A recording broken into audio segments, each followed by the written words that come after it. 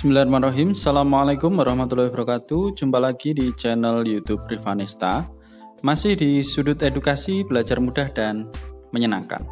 Bagaimana kabar adik-adik sekalian, khususnya siswa-siswi kelas 4? Semoga hari ini kalian dalam kondisi sehat ya. Pastinya dengan kondisi yang sehat kita bisa melakukan berbagai kegiatan yang kita inginkan.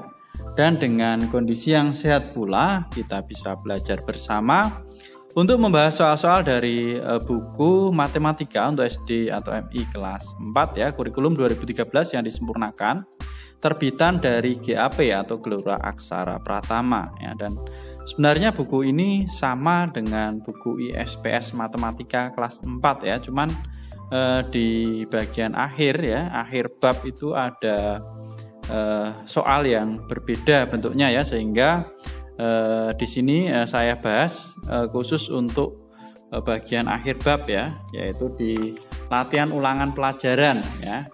Kalau di buku ISPS itu adalah latihan ulangan bab ya. Oke, untuk yang bagian A di latihan ulangan pelajaran 7 sudah kita bahas di video sebelumnya ya. Mungkin yang ketinggalan bisa dilihat di playlist ya, pembahasan GAP kelas 4.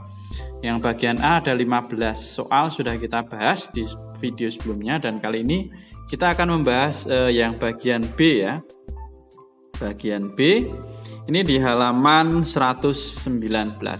Oke, langsung saja kita mulai dari soal yang pertama ya, soal nomor 1 ya. Kerjakan soal-soal berikut. Nah, kita diminta untuk menggambarkan. Kita lihat di sini yang A. Yang A ini adalah garis lurus atau garis AB. Kemudian yang B kita diminta untuk menggambarkan sinar garis ya, sinar garis PQ. Kemudian yang C kita diminta untuk menggambarkan garis sejajar, yaitu garis M dan juga garis N yang sejajar. Dan yang D kita diminta untuk membuat garis tegak lurus ya. Garis berpotongan tegak lurus ya, yaitu garis R dan juga garis S ya, ini berpotongan tegak lurus. Nah, oke, langsung saja kita mulai dari yang A, yaitu garis AB ya, garis AB atau garis lurus AB ya, kalau lambangnya seperti itu. Nah, ini di sini adik-adik sudah saya buatkan ya, garis lurus AB itu seperti ini ya. Kemudian untuk yang bagian B ya, yang bagian B tadi adalah sinar garis ya, sinar garis PQ ya. Yang membedakan antara garis dan sinar garis, kalau garis lah ini tak hingga ya ke kiri dan ke kanannya, tapi kalau sinar garis itu dimulai dari sebuah titik, kemudian yang satunya adalah panah ini menunjukkan garisnya tak hingga, tapi kalau titik ini berarti awal ya, diawali dari P ya sampai dengan Q-nya ini tak hingga ya, ini namanya sinar garis PQ. Kemudian untuk yang C kita diminta untuk membuat garis sejajar, yaitu garis M dan juga garis N. Nah, garis M, nah ini garis M sejajar dengan garis N. Nah, ini yang namanya garis sejajar itu adalah dua buah garis atau lebih ya, yang mana kalau kita perpanjang dia tidak akan pernah bertemu, itu namanya garis sejajar. Jadi dua garis atau lebih yang terletak pada satu bidang datar, yang mana kalau kita perpanjang dia tidak akan bertemu. Kemudian yang D kita diminta untuk membuat garis tegak lurus ya, garis berpotongan tegak lurus, yaitu R dan S ya. Ini berpotongannya di sini ya, ini garis R dan juga garis S, ini berpotongan kemudian tegak lurus. Nah, ini garis tegak lurusnya. Tegak lurus berarti dia membentuk sudut 90 derajat. Itu ya adik-adik untuk soal nomor 1. Kita lanjut ke soal berikutnya nomor 2 ya. Perhatikan gambar berikut untuk menjawab soal nomor 2 dan 3. Nah, ini ada garis K, L dan M. Nah, ketiga garis ini sejajar. Kemudian ada 3 buah garis juga, yaitu ABC, ini juga sejajar ya, dan garis ABC ini berpotongan dengan garis KLM. Nah, ini ada perpotongannya. Oke. Pertanyaannya yang nomor 2, tentukan pasangan garis sejajar. Nah, pasangan garis yang sejajar. Untuk yang nomor 2 di sini sudah saya tuliskan ya adik-adik. Ya. Garis yang sejajar ya. Jadi garis A itu sejajar dengan garis B sejajar dengan garis C ya. Jadi ketiga garis ini sejajar ya, garis A sejajar dengan garis B sejajar dengan garis C. Kemudian ada lagi yaitu garis K ya. Garis K ini sejajar dengan garis L sejajar dengan garis M. Jadi garis K, L, M itu sejajar ya, ketiga garis tersebut sejajar. Kemudian garis A, B, C juga sejajar. Nah, selanjutnya ke nomor 3, tentukan pasangan garis yang berpotongan ya, pasangan garis yang berpotongan. Kita lihat di sini. Nah, ini perpotongannya di sini ya. Ini adalah titik potongnya. Oke, jadi untuk yang nomor 3, garis yang berpotongan ini adalah, nah, garis A itu berpotongan dengan garis K, berpotongan dengan garis L, berpotongan dengan garis M. Kemudian demikian juga untuk garis B ya.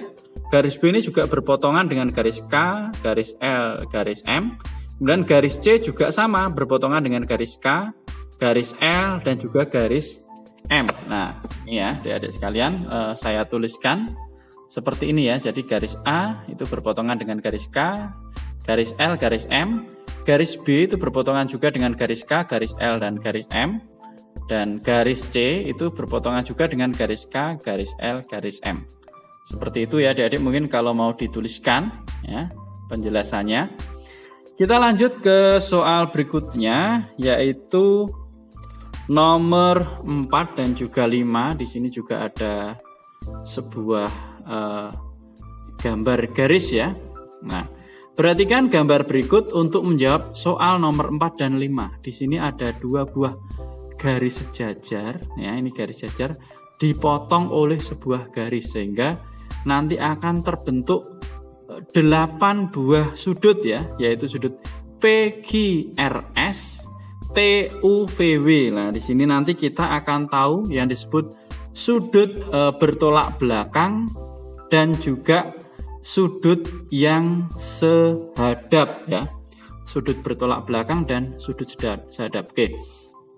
Yang pertama kita bahas untuk sudut bertolak belakang ya. Sudut bertolak belakang itu berarti saling berpunggungan ya. Jadi satunya misalnya menghadap ke utara, satunya menghadap ke selatan. Itu namanya bertolak belakang ya. Oke. Jadi ini sudut P itu bertolak belakang dengan sudut R. Yang mana untuk sudut bertolak belakang itu besarnya sama. Nah, misalnya sudut P ini besarnya adalah 60 derajat, maka sudut R juga 60 derajat. Nah, itu adalah sudut bertolak belakang. Jadi besar sudutnya sama. Nah, kemudian sudut Q ini bertolak belakang dengan sudut S ya. Sudut Q bertolak belakang dengan sudut S. Selanjutnya sudut T itu bertolak belakang dengan sudut V, dan sudut U itu bertolak belakang dengan sudut V. Nah, ini adalah sudut yang saling bertolak belakang dan besarnya adalah sama. Nah, selain sudut yang bertolak belakang, ada juga yang dinamakan sudut sehadap ya. Sudut sehadap itu berarti adalah menghadapnya sama ya. Kita lihat di sini ya. Sudut yang sehadap, sudut Q ini sehadap dengan sudut U. Kemudian sudut P itu sehadap dengan sudut T. Kemudian sudut S ini sehadap dengan sudut V. Nah, dan terakhir ada sudut R itu sehadap dengan sudut V. Nah, sudut-sudut yang sehadap itu memiliki besar yang sama juga. Misalnya ya, sudut Q ini misalnya besar sudutnya adalah 120 derajat ya permisal. Maka besar sudut U juga 120 derajat karena besar sudutnya sama. Itu kalau sudut yang sehadap. Oke, langsung saja kita menuju ke soal nomor 4. Tentukan pasangan sudut yang bertolak belakang. Tadi sudah dijelaskan ya, sudut yang bertolak belakang apa saja. Di sini sudah saya tuliskan ya untuk yang nomor 4. Nah, biar tidak kita ulang-ulang terus ya. Jadi pasangan sudut yang bertolak belakang itu sudut P dengan sudut R ya. Kemudian sudut Q dengan sudut S, sudut T dengan sudut V, dan yang terakhir sudut U dengan sudut W. Itu adalah pasangan-pasangan sudut yang saling bertolak belakang. Oke, kita lanjutkan ke soal terakhir yang nomor 5 ya, latihan ulangan pelajaran 7 yang bagian B yang terakhir. Ya. Diketahui sudut Q 132 derajat dan sudut T 48 derajat ya. Sudut Q-nya 132, kita lihat di sini ya, 132. Kemudian sudut T-nya 48. Nah, maka besar sudut S-nya berapa? Sudut S dilihat. Sudut S bertolak belakang dengan sudut Q, maka secara otomatis besarnya sama ya, berarti 132 derajat. Oke, kita lihat di sini ya. Oke, berarti sama dengan 132 derajat. Ini sudut S. Kemudian sudut R. Ya, oke, saya tuliskan dulu aja adik-adik ya. Sudut R. Kita lihat sudut R di sini. Nah, sudut R itu dia besarnya adalah, kita harus tahu dulu ada yang namanya sudut berpelurus ya. Sudut berpelurus itu adalah membentuk garis lurus ya. Jadi kalau kita tambahkan itu besarnya adalah 180 derajat. Nah, bisa kita hitung dengan sudut R ini berpelurus dengan sudut S ya, bisa, atau sudut R ini berpelurus dengan sudut Q ya. Ya, jadi sudut R ini berpelurus dengan S bisa, atau berpelurus dengan Q juga bisa. Nah, ini kalau misalnya dengan sudut Q ya, sudut Q tadi besarnya adalah 132. Maka caranya untuk mencari besar sudut R itu adalah 180 dikurangi dengan besar sudut Q ya. Nah, berarti sudut Q-nya tadi adalah 132, maka 180 dikurangi dengan 132, maka akan ketemu besarnya sudut R ya. Oke, di sini sudah saya tuliskan ya, untuk mencari besarnya sudut R itu 180 dikurangi dengan 132. Hasilnya adalah 48 derajat. Jadi besarnya sudut R adalah 48 derajat ya. Oke, ini 48 derajat. Selanjutnya sudut U ya. Sudut U, mana sudut U? Lah ini. Sudut U ini sehadap dengan sudut Q. Nah, besarnya sudut yang sehadap tadi adalah sama, maka besarnya sudut U sama dengan besar sudut Q, yaitu 132 derajat. Dan yang terakhir adalah sudut V. Kita lihat di sini sudut V. Sudut V sehadap dengan sudut R. Lah, sudut R-nya berapa? 48, maka sudut V-nya juga 48 derajat. Oke, adik-adik, seperti ini ya.